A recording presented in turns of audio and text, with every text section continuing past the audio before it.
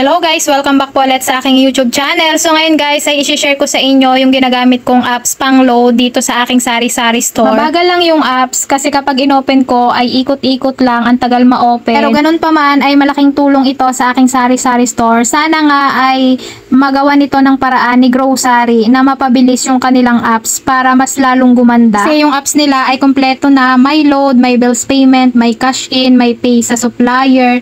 Tapos kung maganda nga yung apps nila at papabilis lalo, siyempre mas dadami lalo yung gagamit ng kanilang apps. So ngayon guys ay maglo-load tayo ng regular 100 sa token text. So nakasave na yung number ng aking lo-loadan sa dyan sa mobile number. Kasi yung mga kapitbahay ko nagpapaload dito ay sinave ko na yung number nila kaya madali. So ayan yung number. Tapos regular 100 hanapin natin. So ayan yung rebates nakalagay na din dyan. Kapag 100 pesos yung niload mo, may rebates na 4 pesos kang marireceive. Tapos ang dagdag ko lamang ay 3 pesos. Kaya may 7 pesos ako. So 4% yung rebates nila ni Grocery. So yan yung mga pwede nyong i-load, mga naka-registered na yan, hahanapin nyo na lang at tatanungin nyo na lang kung ano yung ipapa-load ni customer sa inyo. Ang ginamit kong pang-load dito ay Grow Coins kasi may Grow Coins ako at nagpa-top up ako. So ganyan lang. Kapag lumabas na yung confirm and continue ay i-click nyo lang yan.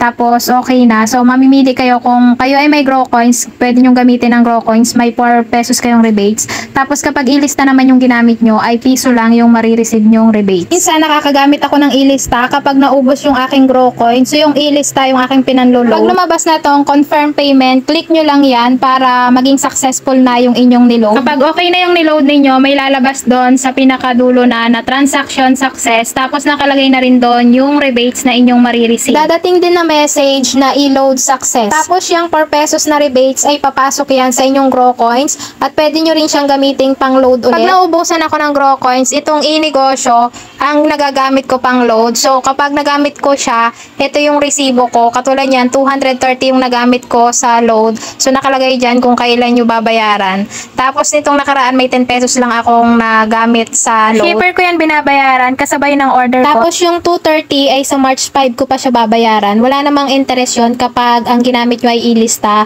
at ginamit nyo siya sa load. Nga lang, yung marireceive nyong rebates ay mababa na at wala na siya sa 4%. Kaya overall ay maganda itong pang-load, itong apps ni Grocery kasi nandito na lahat. May D2C, may Globe, may TM, may Smart, may TNT. Kaya kung ikaw ay may sari-sari store, download ka na ng apps ni Grocery kasi bukod sa load, pwede kang magbayad dito ng bills payment, tapos pwede ka ring mag-order ng iyong mga paninda. Naubos ang iyong Grow Coins, pwede kang mag-top up sa shipper, tapos dito sa 7-Eleven, Cebuana, BDO, so pwede ka diyang mag-top up. Tapos kapag mayroon kang ilista na nagamit ay pwede mo yung ipambayad yung iyong Grow Coins. So yan guys, hanggang dito na lang yung vlog ko. Kung nagustuhan nyo po, please like, subscribe to my YouTube channel and pakiclick na rin po ang notification bell para updated po kayo sa mga bagong videos na aking i-upload. Thank you very much po. Happy selling mga kasari. Bye-bye.